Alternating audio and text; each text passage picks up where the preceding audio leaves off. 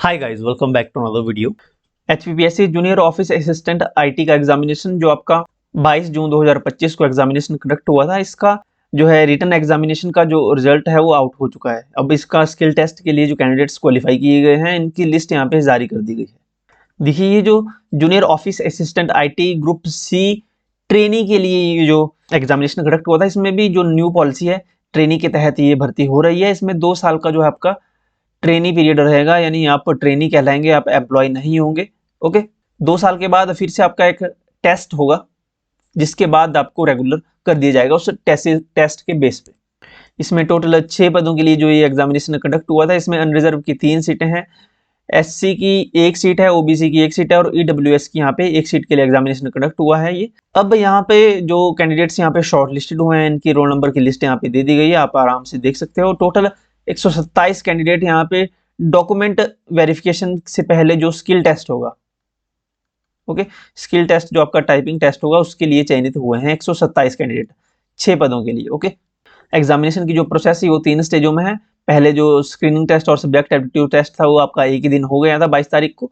अब आपका जो 127 कैंडिडेट चयनित हुए हैं वो टाइपिंग टैस्ट के लिए हुए हैं। हिंदी में या इंग्लिश में किसी एक लैंग्वेज में आपको टाइपिंग टेस्ट क्वालिफाई करना होगा। उसके बाद जो टाइपिंग टेस्ट क्वालिफाई करेंगे, उसके बाद डॉक्यूमेंट वेरिफिकेशन के लिए कैंडिडेट्स चयनित होंगे। ओके, अब 20 टाइम्स यानी एक सीट पे 20 कैंडिडेट को यहाँ पे चयनित किया गया है टाइपिंग टेस्ट के लिए, स्किल टेस्ट के लिए।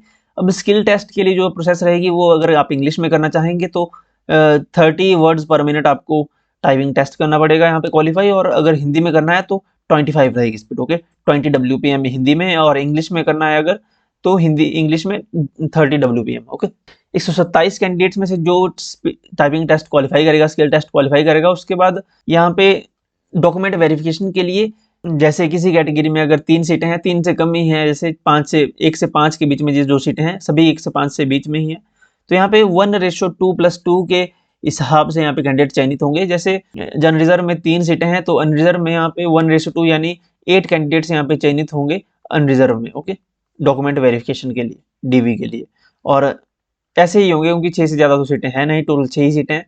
तो 8 कैंडिडेट्स, जैसे अनरिजर्व की 3 सीटें हैं तो 8 कैंडिडेट्स अनरिजर्व में डॉक्यूमेंट डीवी के लिए चयनित होंगे।